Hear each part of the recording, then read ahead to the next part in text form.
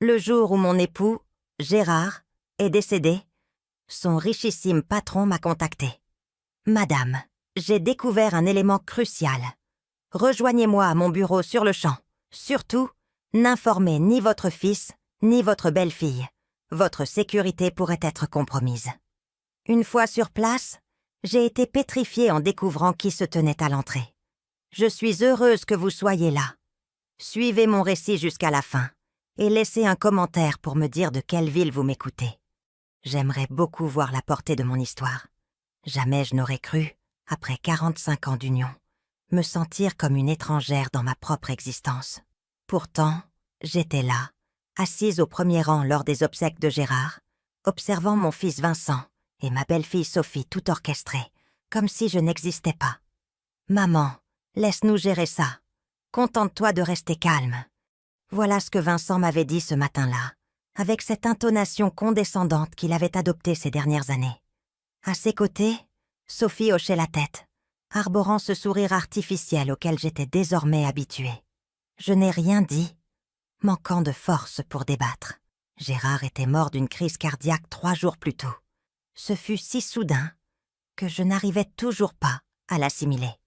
Un instant, il prenait son petit déjeuner avec moi, parlant du jardin qu'il voulait planter au printemps.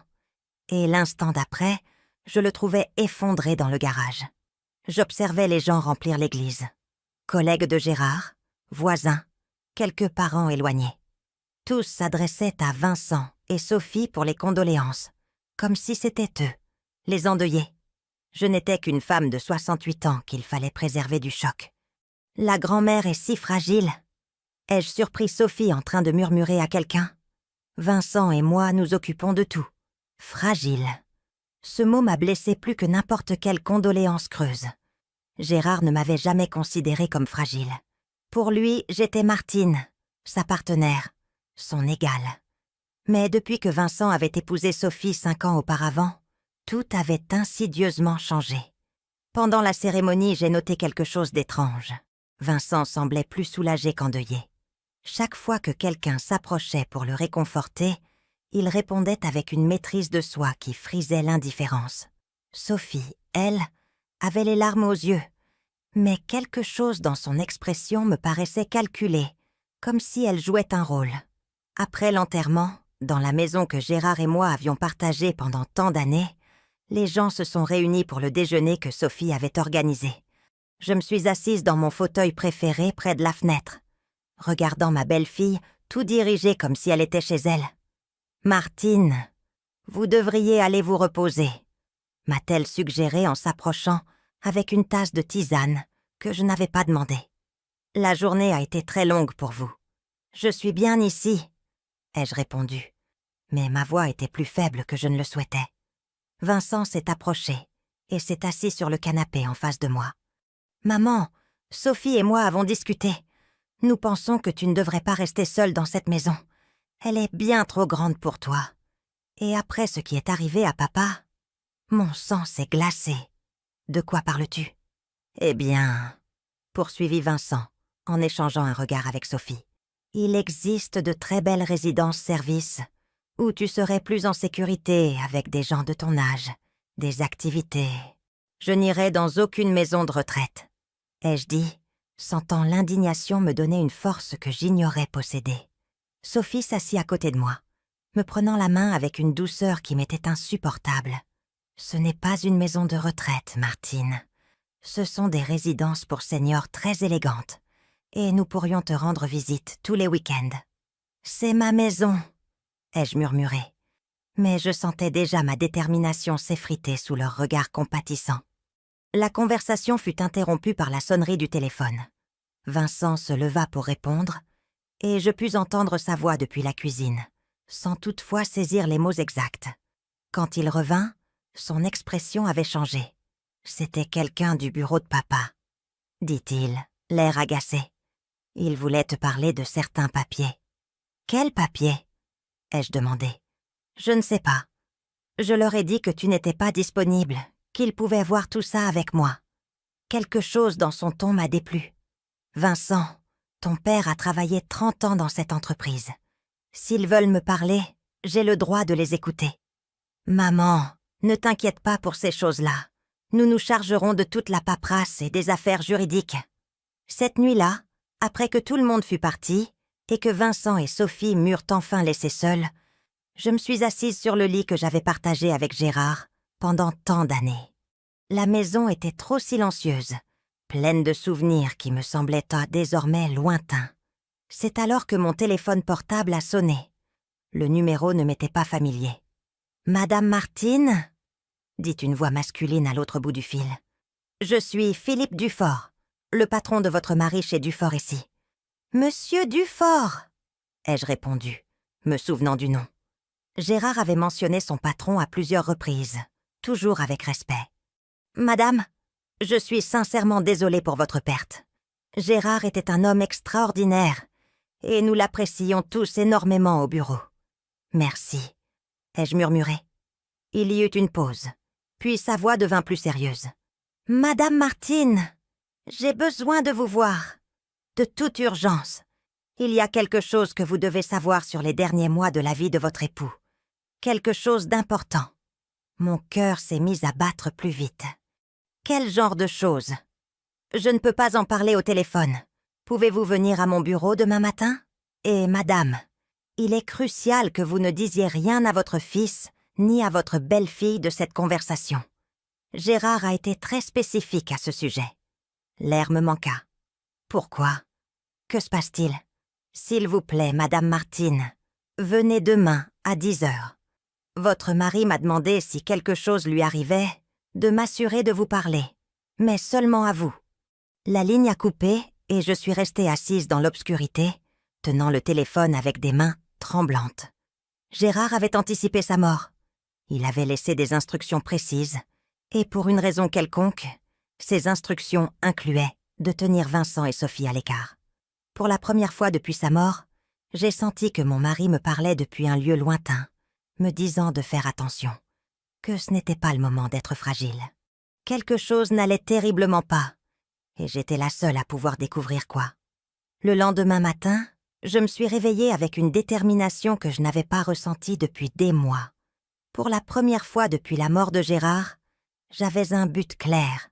Je me suis habillée avec soin, choisissant le tailleur bleu marine que Gérard disait toujours me donner l'air élégant et fort.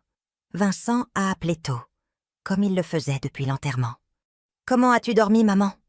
Sophie et moi pensions que tu devrais peut-être rester avec nous quelques jours. »« Je vais bien, mon fils. » ai-je répondu, essayant de paraître normal.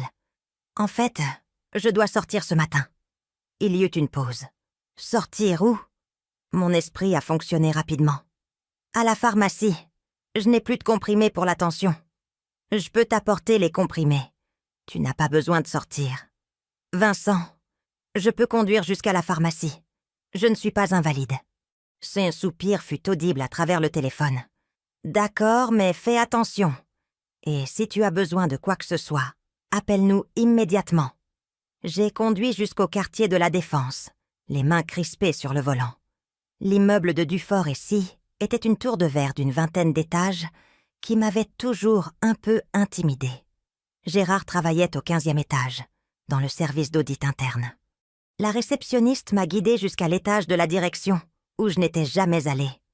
Le bureau de Philippe Dufort était impressionnant. Des baies vitrées donnant sur toute la ville, des meubles en acajou et une sensation de pouvoir qui flottait dans l'air.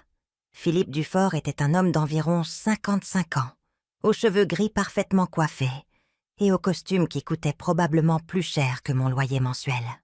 Il s'est levé quand je suis entrée et j'ai vu une inquiétude sincère dans ses yeux. « Madame Martine, merci d'être venue. Je vous en prie, asseyez-vous. » Je me suis installée dans l'un des fauteuils en cuir face à son bureau, me sentant comme en territoire inconnu. « Avant tout, » commença Philippe, « je veux que vous sachiez que votre mari était l'un de nos employés les plus précieux. En 30 ans, nous n'avons jamais eu une seule plainte concernant son travail. »« Merci !» ai-je murmuré bien que quelque chose dans son ton m'indiqua que ce n'était qu'un préambule. Philippe se leva et se dirigea vers un classeur derrière son bureau. Il en sortit un dossier épais et le posa devant moi. « Madame Martine, au cours des 6 derniers mois de sa vie, Gérard est venu me voir à plusieurs reprises avec des préoccupations très spécifiques. Il ouvrit le dossier, révélant des pages et des pages de documents, des notes manuscrites de l'écriture familière de Gérard, et ce qui semblait être des photographies d'autres documents. Des préoccupations à quel sujet? Philippe me regarda droit dans les yeux. Au sujet de sa famille. J'ai eu l'impression que le sol se dérobait sous mes pieds. Ma famille? Gérard pensait que votre fils et votre belle-fille essayaient de le manipuler pour qu'il apporte des modifications importantes à son testament et à ses comptes bancaires. Les mots n'ont pas immédiatement fait sens. C'est impossible. Vincent n'aurait jamais... Madame Martine, m'interrompit doucement Philippe, saviez-vous qu'au cours des 8 derniers mois, Gérard a reçu de multiples visites de votre fils et de votre belle-fille, souvent lorsque vous n'étiez pas à la maison? J'ai secoué la tête, mais une froideur s'est installée dans mon estomac. Saviez-vous qu'ils lui ont suggéré à plusieurs reprises qu'il serait préférable pour vous qu'il organise les choses de manière à ce que, si quelque chose lui arrivait, Vincent ait un pouvoir légal immédiat sur toutes les décisions financières et médicales vous concernant? Cela ne peut pas être vrai, ai-je chuchoté. Philippe ouvrit l'une des pages et la tourna vers moi. C'était la photocopie d'un document juridique partiellement rempli. J'ai reconnu la signature de Gérard en bas, mais elle était barrée. Gérard m'a apporté ceci il y a 3 mois. Il a dit que Vincent avait fait pression sur lui pour qu'il le signe, lui disant que c'était pour le bien de la famille et que cela vous protégerait de devoir prendre des décisions difficiles s'il n'était plus là. J'ai lu les premières lignes du document. C'était une procuration générale qui aurait donné à Vincent le contrôle total de toutes nos finances et des décisions médicales me concernant, si Gérard mourait ou devenait incapable. Mais il ne l'a pas signé, ai-je observé. Non, et c'est ce qui a commencé à inquiéter Gérard. Selon ce qu'il m'a dit, quand il a refusé de signer, Vincent s'est beaucoup énervé. Il lui a dit qu'il était égoïste, qu'il ne pensait pas à ce qui serait le mieux pour vous. Mon esprit a commencé à faire des connexions que je ne voulais pas faire. Je me suis souvenu des visites de Vincent et Sophie au cours de la dernière année. Comment ils semblaient là toujours chuchoter à propos de quelque chose quand j'entrais dans la pièce. Il y a plus, continua Philippe en passant à une autre page. Gérard m'a également dit que Sophie avait commencé à suggérer que vous montriez des signes de confusion, de perte de mémoire. Quoi? Apparemment, elle avait commencé à commenter à Gérard et à Vincent que vous répétiez des histoires, que vous oubliez des conversations, que vous aviez peut-être besoin d'une surveillance médicale plus étroite. J'ai eu l'impression d'avoir reçu un coup physique. Je n'ai pas... Ma mémoire est parfaitement bonne. Gérard le savait. C'est pourquoi il a commencé à tout documenter. Chaque conversation, chaque suggestion, chaque pression qu'il ressentait de leur part. Philippe a tourné plusieurs autres pages, me montrant des notes détaillées de l'écriture de Gérard, des dates, des heures, des transcriptions de conversations. Mon mari avait tenu un registre méticuleux de ce qui ressemblait maintenant à une campagne soutenue pour saper sa confiance en moi et pour prendre le contrôle de nos vies. Pourquoi ne m'a-t-il rien dit? Ai-je demandé, sentant des larmes que j'ignorais avoir. Il m'a dit qu'il ne voulait pas vous inquiéter avant d'être sûr de ce qui se passait. Il espérait avoir tort. À ce moment-là, on frappa fort à la porte du bureau. Philippe et moi nous sommes retournés, et mon cœur s'est arrêté quand j'ai vu qui entrait. Vincent et Sophie se tenaient sur le seuil. Leurs expressions un mélange de surprise et de quelque chose de plus sombre. « Maman », dit Vincent, et sa voix avait une intonation que je n'avais jamais entendue auparavant. « Qu'est-ce que tu fais ici ?» Sophie s'avança, avec ce sourire condescendant que j'identifiais maintenant comme un masque. « Martine, nous étions très inquiets de ne pas vous trouver à la maison. Pourquoi ne nous avez-vous pas dit que vous veniez ici ?» Philippe se leva slowly, et je pouvais voir la tension dans chaque ligne de son corps. « Monsieur Vincent, Madame Sophie, je ne m'attendais pas à vous voir aujourd'hui. »« Eh bien, » dit Vincent, entrant complètement dans le bureau comme s'il avait le droit d'y être, « quand maman n'a pas répondu au téléphone, nous nous sommes inquiétés, avec son état mental ces derniers temps. Mon état mental est parfaitement bon, ai-je dit en retrouvant ma voix. Sophie s'approcha de moi et posa une main sur mon épaule. Bien sûr que oui, ma chère. Mais après la perte de Gérard, nous comprenons tous que vous puissiez être un peu confuse. J'ai regardé le dossier ouvert devant moi, puis Philippe, puis mon fils et ma belle-fille. Pour la première fois depuis des mois, j'ai vu la situation avec une clarté absolue. Je ne suis pas confuse, ai-je dit en fermant le dossier d'un mouvement décidé. En fait, je crois que je commence à comprendre exactement ce qui se passait. Le silence qui suivit fut si tendu qu'on aurait pu le couper au couteau. Et dans ce silence, j'ai su que ma vie était sur le point de changer d'une manière que je n'avais jamais imaginée. La tension dans le bureau était palpable. Vincent et Sophie me regardaient avec une intensité qui m'était complètement nouvelle, comme s'ils me voyaient pour la première fois comme une menace réelle, plutôt que comme une vieille dame sans défense. « Maman, » dit Vincent, en s'approchant lentement. « Je pense que nous devrions rentrer à la maison. Tu es clairement bouleversée. Et après l'enterrement ? » « Je ne vais nulle part, » ai-je répondu avec une fermeté qui m'a surprise moi-même. Philippe s'éclaircit la gorge. « Monsieur Vincent, Madame Sophie, ceci est une conversation privée entre votre mère et moi. Je vous serais reconnaissant de respecter cela. » Sophie laissa échapper un rire qui sonnait forcé. « Avec tout le respect que je vous dois, Monsieur Dufort, Martine est très fragile depuis la mort de Gérard. Nous ne pensons pas qu'il soit approprié qu'elle prenne des décisions importantes sans supervision familiale. » « Supervision familiale », ai-je répété, sentant l'indignation monter dans ma poitrine. « J'ai 68 ans, je ne suis pas une enfant. » Vincent échangea un regard avec Sophie qui ne m'échappa pas. C'était le même regard qu'ils avaient tôt partagé à l'enterrement, chargé d'une signification que je ne comprenais pas. « Bien sûr que tu n'es pas une enfant, maman, » dit Vincent. Mais son ton était le même que celui qu'il utiliserait avec une enfant à problème. « C'est juste que nous voulons te protéger des gens qui pourraient fort profiter de ta douleur. » J'ai regardé Philippe, qui était resté silencieux, observant l'échange avec une expression sérieuse. Puis j'ai regardé le dossier fermé sur le bureau, sachant qu'il contenait des informations qui changeraient tout. « Philippe, » ai-je dit en utilisant délibérément son prénom. « Pourriez-vous me donner quelques minutes pour parler avec mon fils et ma belle-fille ?» Il acquiesça. « Bien sûr, je serai juste dehors. » Une fois qu'il fut sorti, l'air dans la pièce changea complètement. Vincent se détendit visiblement, comme s'il avait gagné quelque chose d'important. « Maman, je ne sais pas ce que cet homme t'a raconté, mais tu dois comprendre que les gens peuvent être très manipulateurs quand il y a de l'argent en jeu. »« De l'argent ?» ai-je demandé. Sophie s'assit sur la chaise à côté de moi. « Martine, ma chère, nous savons que Gérard avait une assurance vie considérable. Et avec la maison et ses économies, il y a des gens sans scrupules qui profitent sur la fête des veuves. » Quelque chose de froid s'installa dans mon estomac. « Comment êtes-vous au courant de l'assurance vie de Gérard ?» Vincent et Sophie échangèrent un autre de ces regards chargés. « Eh bien, » dit Vincent, semblant mal à l'aise pour la première fois.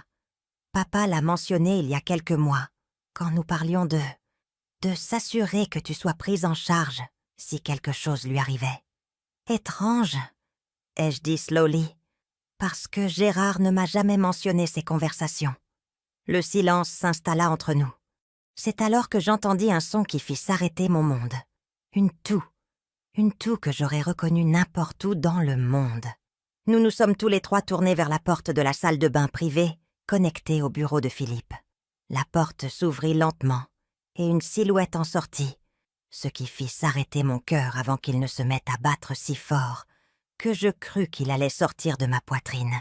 Gérard. Mon mari, l'homme que j'avais mis en terre 4 jours plus tôt, se tenait là, vivant, respirant, me regardant avec un mélange d'amour et de regret dans les yeux. « Bonjour, Martine, » dit-il doucement. Je crois que j'ai crié. Je n'en suis pas sûre. Ce dont je me souviens, c'est que le monde s'est mis à tourner autour de moi. Et si Gérard n'avait pas couru vers moi, je serais tombée de ma chaise. « Quoi ? Comment ?» ai-je murmuré, touchant son visage de mes mains tremblantes pour m'assurer qu'il était réel. Derrière nous, j'entendis Sophie pousser un cri étouffé, et Vincent murmurer un mot que je préfère ne pas répéter. Gérard me soutint avec précaution, ses mains familières me stabilisant comme elle l'avait fait pendant 45 ans. « Je suis désolée, mon amour. Je suis tellement désolée de t'avoir fait subir ça. Mais c'était le seul moyen. »« Le seul moyen de quoi ?» ai-je demandé, bien qu'une partie de moi commençait déjà à comprendre.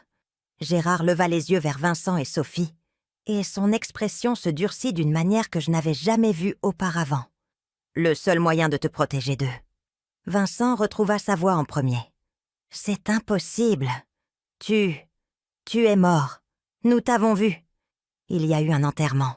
Il y a un certificat de décès. » Gérard se redressa, mais garda un bras protecteur autour de moi.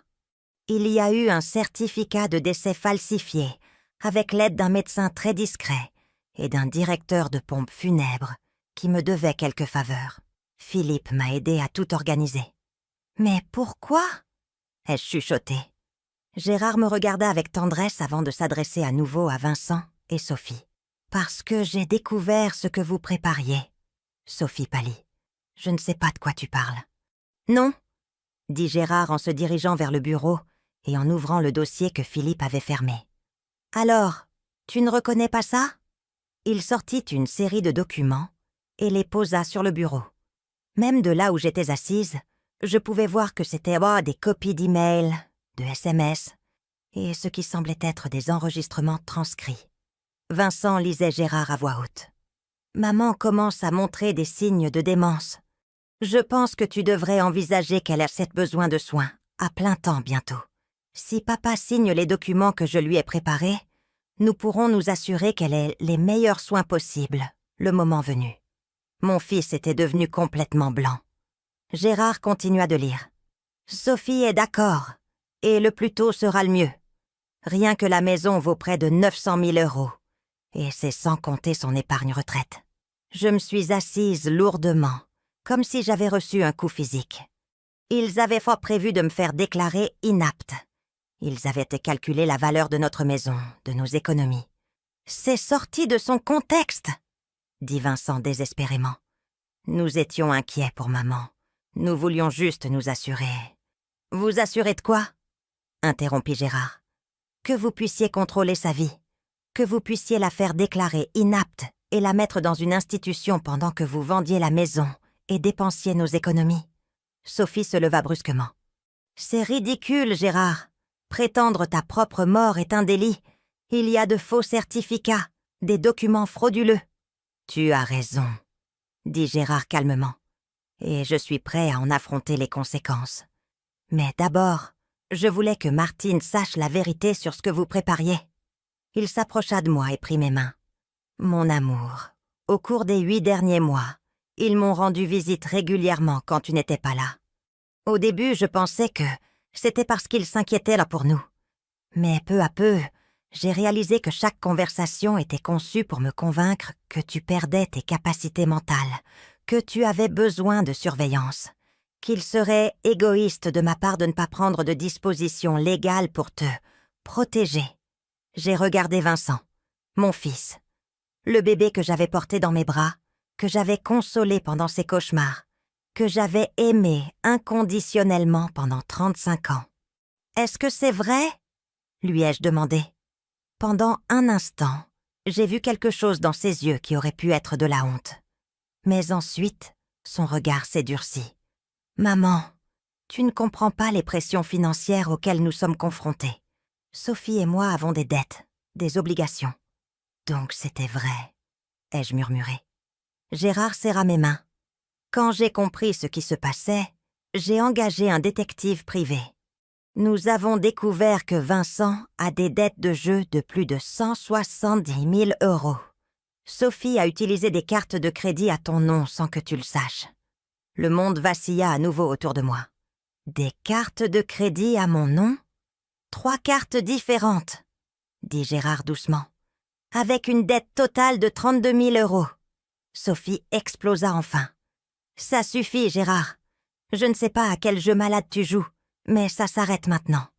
Martine, on s'en va. Clairement, ton mari a perdu la raison. Mais je n'ai pas bougé. Pour la première fois depuis des mois, peut-être des années, tout était limpide. Les visites constantes, l'inquiétude exagérée pour mon bien-être, les suggestions sur ma mémoire, la hâte de me faire prendre des décisions sur mon avenir immédiatement après l'enterrement. Il n'avait pas pris soin de moi. Il m'avait préparé à être sacrifié. « Je ne vais nulle part », ai-je dit finalement, ma voix plus forte qu'elle ne l'avait été depuis longtemps. « Mais je pense que vous devriez partir. » L'expression sur le visage de Vincent changea en quelque chose que je n'avais jamais vu. Ce n'était plus mon fils inquiet. C'était un étranger qui venait de perdre quelque chose qu'il considérait déjà comme sien. Gérard m'aida à m'asseoir sur le canapé du bureau, pendant que Philippe revenait avec une bouteille d'eau et une expression grave. Vincent et Sophie restaient debout près de la porte, tels des animaux acculés, décidant s'il fallait fuir ou attaquer. « Martine !» dit Gérard doucement, s'agenouillant devant moi. « Il y a plus que tu dois savoir. » Mon esprit luttait encore pour assimiler que mon mari était vivant, qu'il avait simulé sa mort, que mon fils et ma belle-fille avaient comploté pour tout me voler pendant des mois. Mais quelque chose dans l'expression de Gérard me dit que le pire était encore à venir. « Plus !» ai-je murmuré. Philippe ouvrit une autre section du dossier et sortit ce qui ressemblait à une série de photographies. Il les posa sur la table basse devant nous. Ces photos ont été prises par le détective privé au cours des 6 dernières semaines, expliqua Gérard. J'ai soulevé les photographies avec des mains tremblantes. La première montrait Vincent entrant dans ce qui ressemblait à un cercle de jeu. La deuxième le montrait à une table de poker, pariant des jetons qui représentaient des sommes d'argent que je ne pouvais imaginer. La troisième montrait Sophie dans une bijouterie de luxe, essayant un collier qui coûtait plus cher que notre mensualité de prêt immobilier. « Vincent !» dit Gérard, sa voix froide comme la glace. « Veux-tu expliquer à ta mère comment tu as pu parier 28 000 € en une seule soirée, alors que tu m'as dit que tu avais besoin d'aide pour payer ton loyer ?» Mon fils ne répondit pas, mais je pouvais voir ses mâchoires se serrer. Gérard continua. « Ou peut-être que Sophie peut t'expliquer comment elle a pu acheter un collier à 10 000 € la semaine dernière, alors que vous êtes censé avoir du mal à joindre les deux bouts. » Sophie parla enfin, sa voix maintenant dépouillée de toute la fausse douceur qu'elle avait utilisée avec moi. « Gérard, tu ne sais pas de quoi tu parles. Ce collier était une imitation. »« Une imitation d'une grande maison de la place Vendôme ?» demanda Philippe en sortant un reçu du dossier. « Parce que nous avons le reçu ici, payé avec une carte de crédit au nom de Martine. Votre nom de jeune fille. J'ai eu l'impression d'avoir reçu une gifle. Tu as utilisé mon nom pour acheter des bijoux ? » « Martine !» dit Sophie.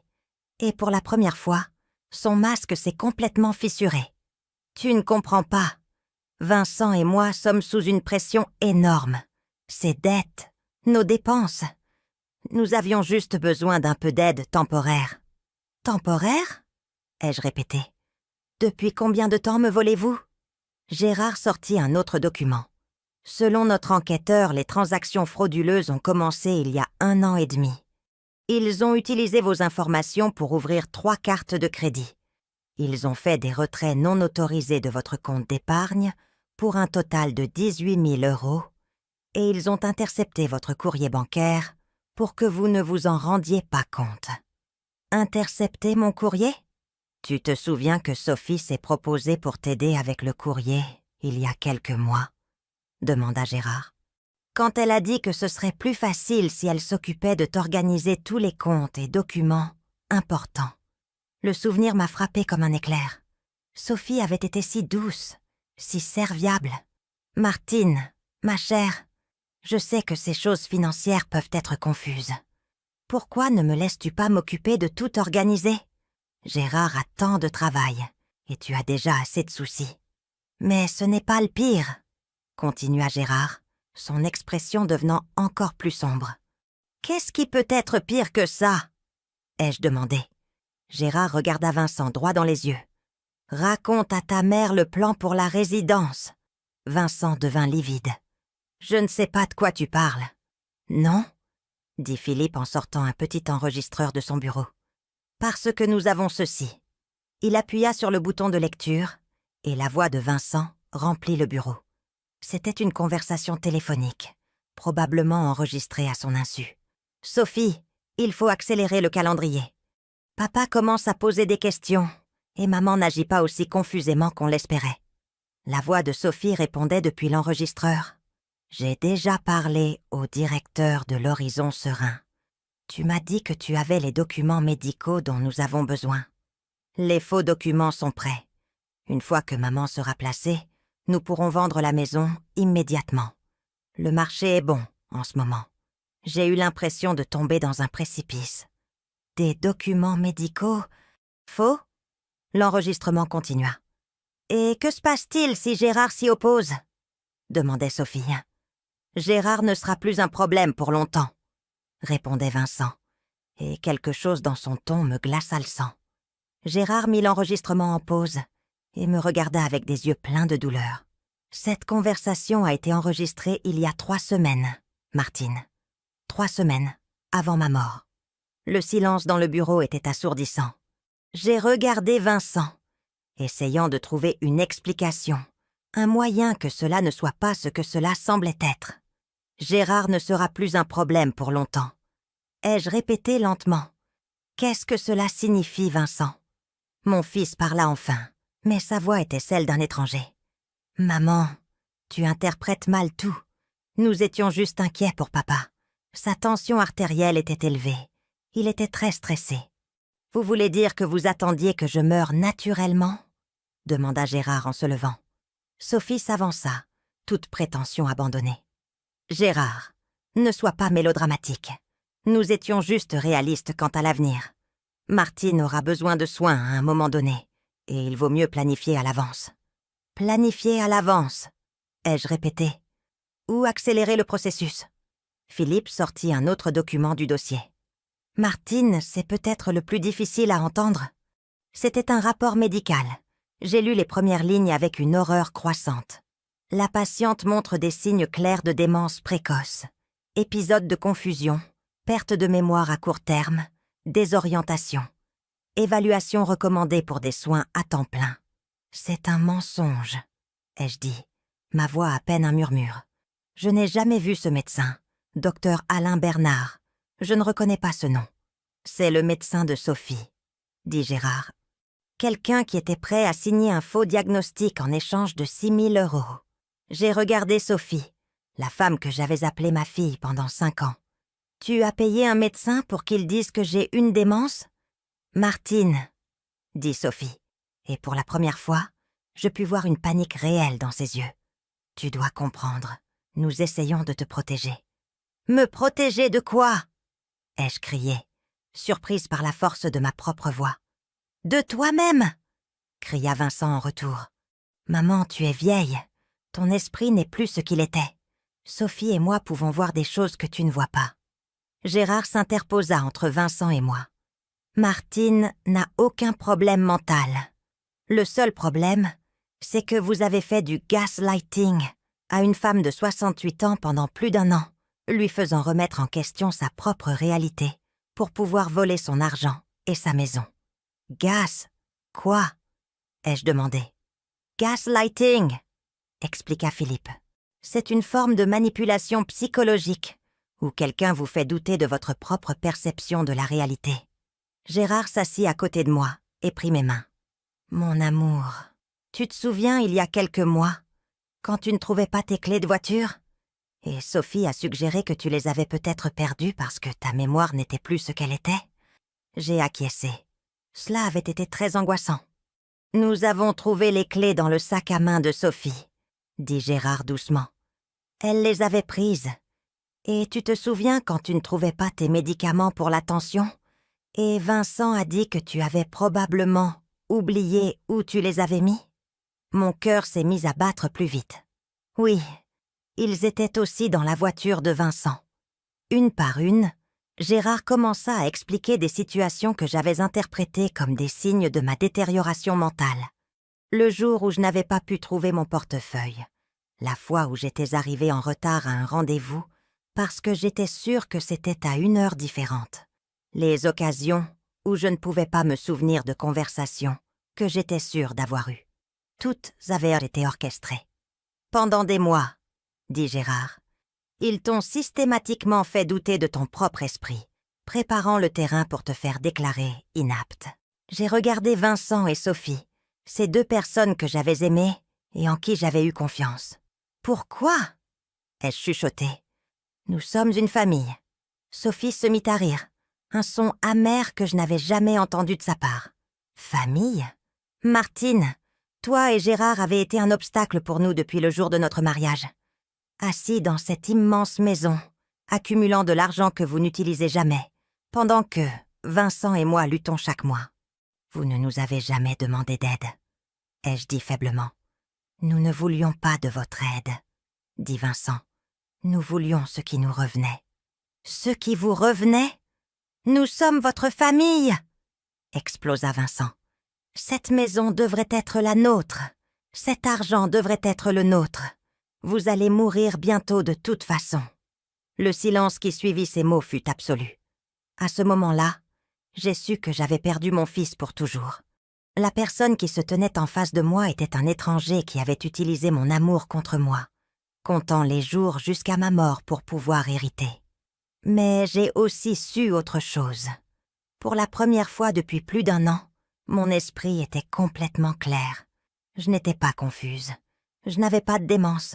J'étais victime d'une conspiration cruelle et systématique menée par les deux personnes en qui j'avais le plus confiance. Et maintenant que je savais la vérité, je ne serais plus jamais la même. Les jours suivants furent une montagne russe émotionnelle que je n'oublierai jamais. Gérard est resté dans un hôtel discret pendant que Philippe nous aidait à naviguer dans les complications juridiques de sa résurrection. Je suis rentrée chez moi, mais pour la première fois depuis des mois, je ne me sentais pas prisonnière de ma propre vie. Vincent et Sophie étaient à la sortie du bureau de Philippe ce jour-là dans un état de choc et de fureur. Je n'avais pas eu de nouvelles d'eux pendant 48 heures, jusqu'à ce qu'ils se présentent à ma porte un mercredi matin. Je les ai vus arriver depuis la fenêtre du salon. Vincent marchait avec cette détermination que je reconnaissais de son enfance, quand il avait fait quelque chose de mal et était décidé à me convaincre que ce n'était pas sa faute. Sophie le suivait, mais quelque chose dans sa posture me dit que cette fois, la stratégie serait différente. J'ai ouvert la porte avant qu'il ne sonne. « Bonjour, maman », dit Vincent, et sa voix avait cette qualité soigneusement contrôlée qu'il utilisait lorsqu'il essayait de gérer une situation difficile. « Vincent, Sophie ». Ma voix sonnait plus froide que je ne le voulais, mais je n'ai pas essayé de l'adoucir. « Pouvons-nous entrer ?» demanda Sophie. « Nous devons parler. » Je les ai laissés entrer, mais je ne les ai pas invités à s'asseoir. Nous sommes restés debout dans le salon, qui avait été témoin de tant de réunions de famille heureuses et qui ressemblait maintenant à un champ de bataille. « Maman, » commença Vincent, « nous avons beaucoup réfléchi à ce qui s'est passé au bureau. »« J'en suis sûre. » Sophie fit un pas en avant. « Martine, je pense qu'il y a beaucoup de malentendus ici. »« Oui, Vincent et moi avons été inquiets pour ton bien-être. Mais tout ce que nous avons fait était avec les meilleures intentions. »« Les meilleures intentions », ai-je répété, comme utiliser mon nom pour ouvrir des cartes de crédit. « Ces cartes étaient là pour les urgences, » dit Vincent rapidement. « Des dépenses de qui pourraient te survenir liées à tes soins. »« Comme un collier à 10 000 €? » Sophie soupira. « D'accord, j'ai fait une erreur. Mais Martine, tu dois comprendre la pression sous laquelle nous étions. Les dettes de Vincent, nos dépenses. Ces dettes ne sont pas ma responsabilité, ai-je dit, surprise de la facilité avec laquelle ces mots sortaient. Vincent changea de tactique. « Maman, papa te manipule. Ne trouves-tu pas étrange qu'il ait simulé sa propre mort? Quel genre d'homme fait ça?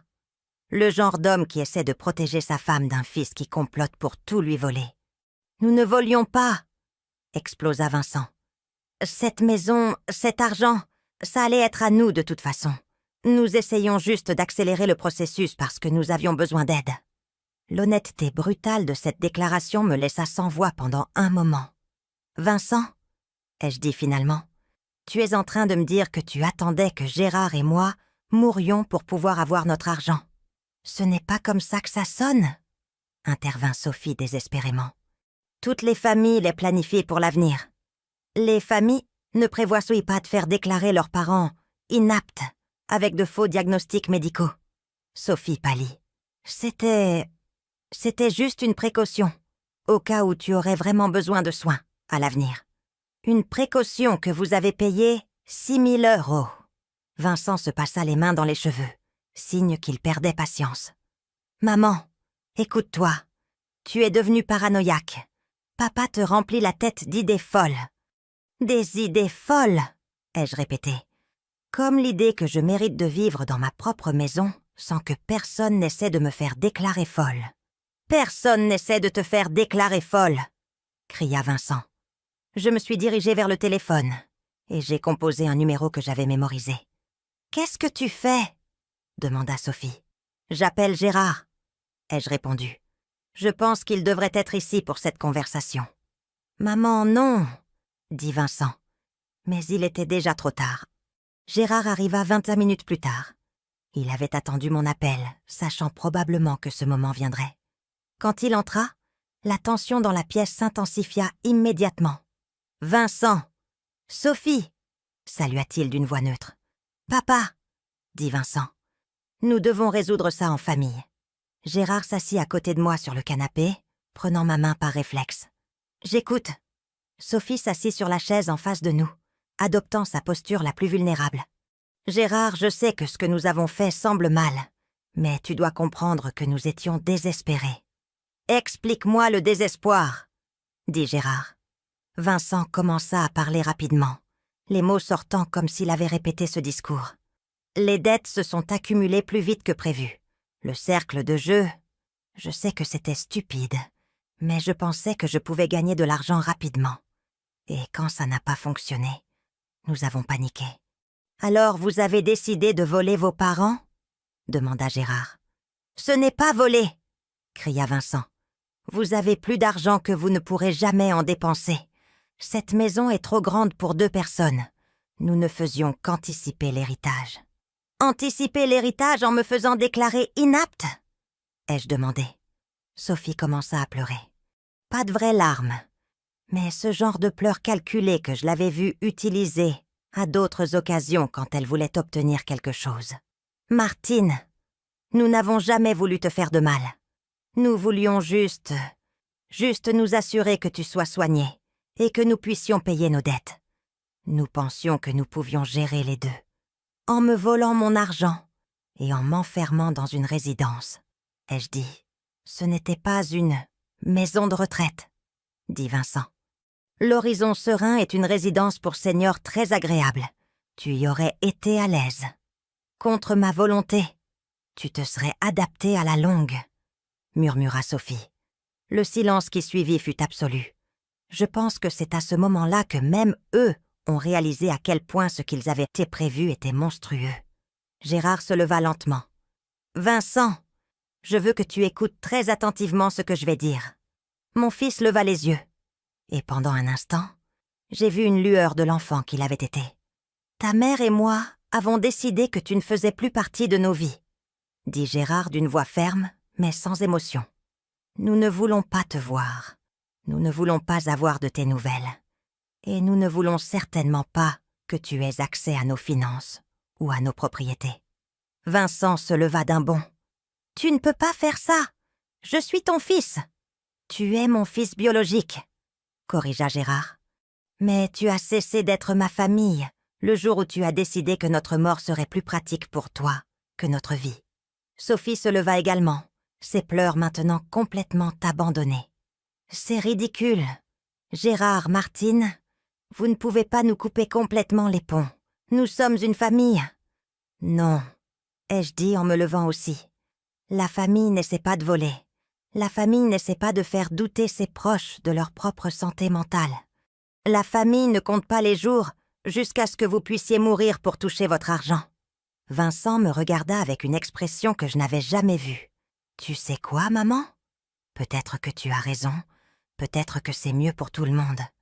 Parce que j'en avais marre de prétendre que je tenais à toi, alors que tout ce que je voulais vraiment, c'était que tu t'écartes du chemin. Ces mots me frappèrent comme une gifle physique. Mais étrangement, ils me libérèrent aussi. Tout l'amour, toute la culpabilité, tout l'espoir qu'il puisse y avoir un malentendu, tout s'évapora à cet instant. « Pars », ai-je dit simplement.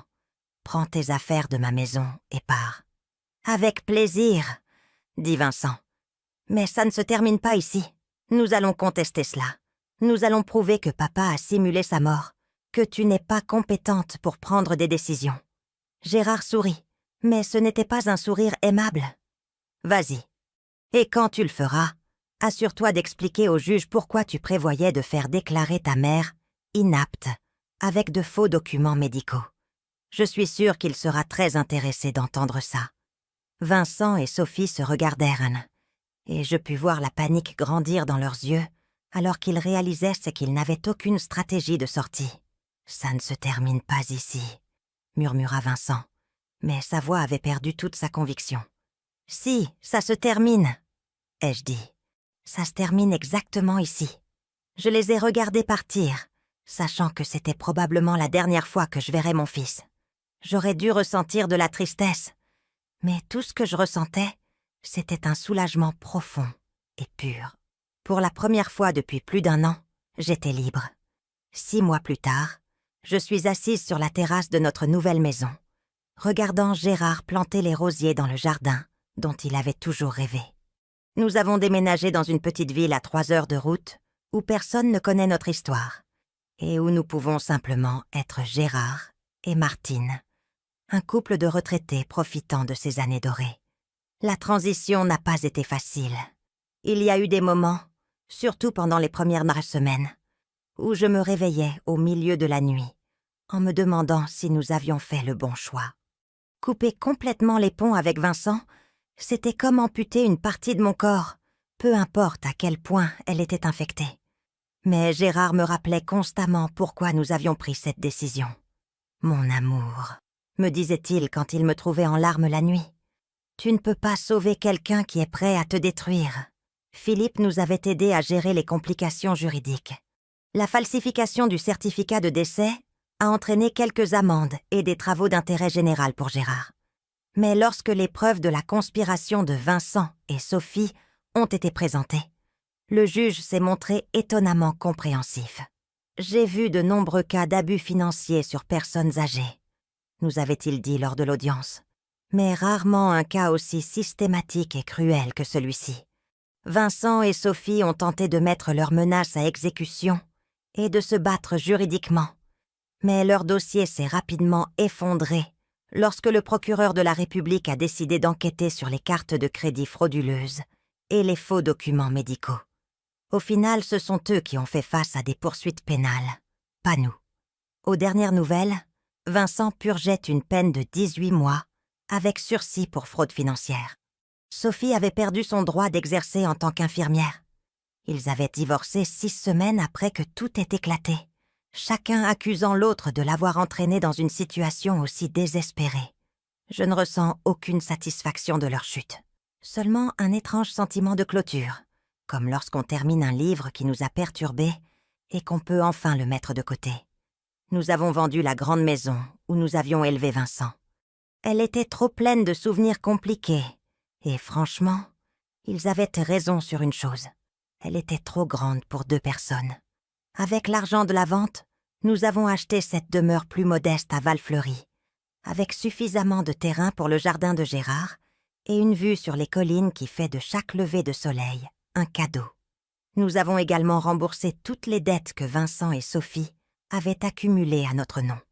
Non pas parce que nous le leur devions, mais parce que nous voulions commencer cette nouvelle phase de nos vies complètement nette, sans aucune connexion financière avec notre passé. « Tu penses que Vincent comprendra un jour ce qu'il a fait ?» ai-je demandé à Gérard un soir, alors que nous préparions le dîner ensemble. Gérard arrête de couper les légumes et me regarde avec ses yeux sages, dont je suis tombée amoureuse il y a 46 ans. « Je ne sais pas, mon amour, mais ce n'est plus notre responsabilité de le lui apprendre. C'est la leçon la plus difficile que j'ai apprise au cours de ces mois. Pendant 35 ans, je me suis sentie responsable du bonheur et du bien-être de Vincent. Même lorsqu'il est devenu adulte, Même lorsqu'il s'est marié, il restait mon bébé qui avait besoin de protection et de conseils.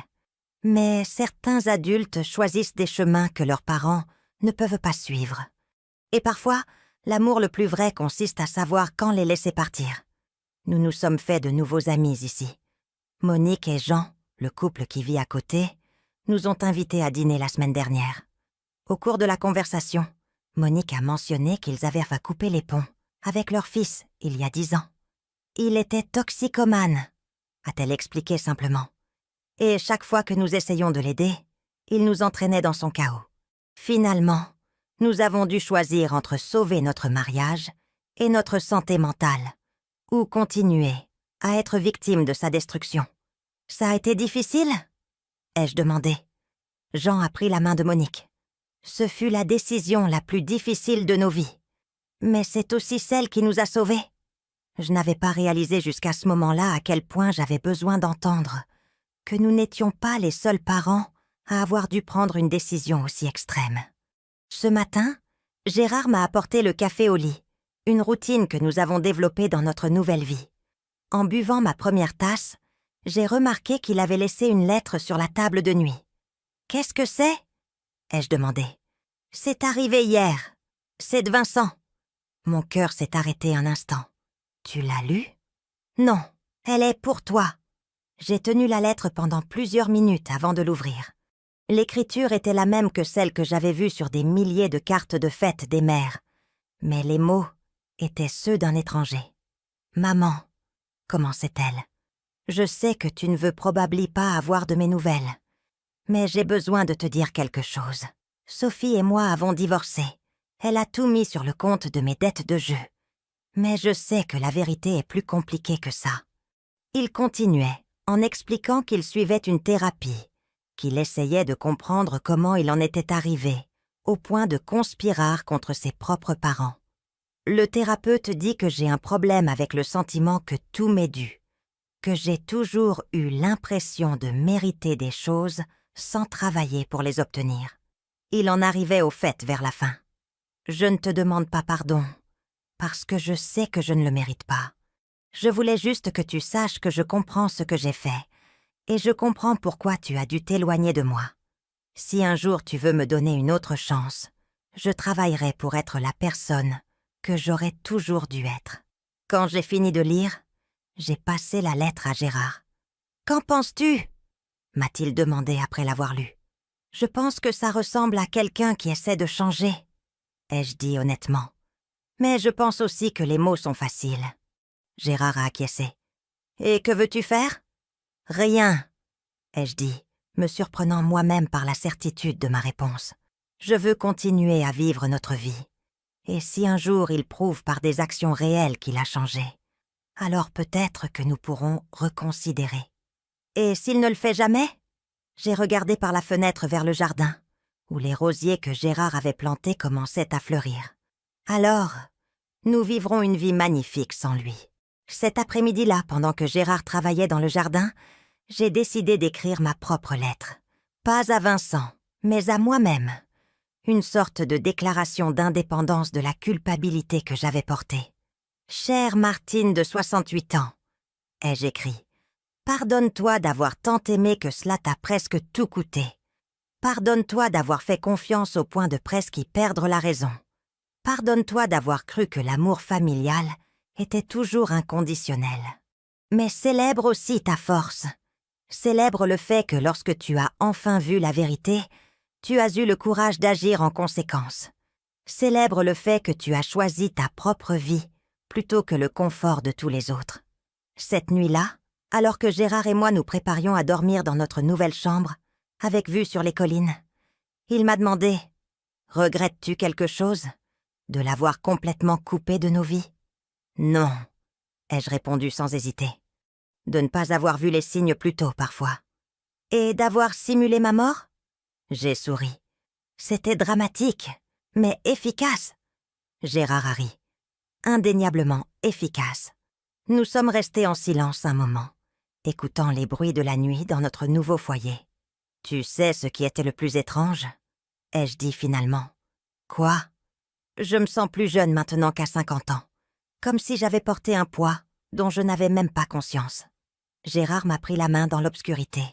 C'est ce qui arrive quand tu arrêtes de vivre pour les autres et que tu commences à vivre pour toi-même. Ce matin, j'ai reçu un appel de Monique, notre nouvelle voisine. « Martine, m'a-t-elle dit, un groupe d'entre nous va au marché des producteurs samedi. Et ensuite, nous pensions déjeuner dans ce nouveau café français. Voudrais-tu venir ? J'adorerais, ai-je répondu sans hésiter. Il y a 1 an, j'aurais dû consulter Vincent et Sophie, m'assurer qu'ils n'avaient pas besoin de rien, me demander si c'était approprié pour une femme de mon âge de sortir avec des amis. Maintenant, je dis simplement oui aux choses qui me rendent heureuse. Alors que j'écris ces lignes, assise sur ma terrasse avec une tasse de tisane et le son de Gérard qui siffle en arrosant ses rosiers, je réalise que c'est la première fois depuis des décennies que je me sens complètement libre. Libre de la culpabilité, libre des attentes, libre du besoin de justifier mes décisions à des personnes qui n'ont jamais eu à cœur mes meilleurs intérêts. Vincent avait raison sur une chose. Gérard et moi ne vivrons probablement pas beaucoup plus d'années. Mais les années qu'il nous reste seront les nôtres. Vécues selon nos propres termes, entourés de gens qui nous aiment, sans condition et sans agenda caché. Et ça, j'ai découvert, vaut plus que n'importe quelle relation familiale toxique que j'ai pu perdre en cours de route. Parfois, la plus grande liberté vient du courage de marcher vers l'inconnu, en laissant derrière soi-même ceux que l'on a le plus aimés, lorsque l'amour est devenu indiscernable du mal. Cette nuit, je dormirai profondément pour la première fois en 2 ans, sachant que demain, je me réveillerai dans une vie qui m'appartient entièrement.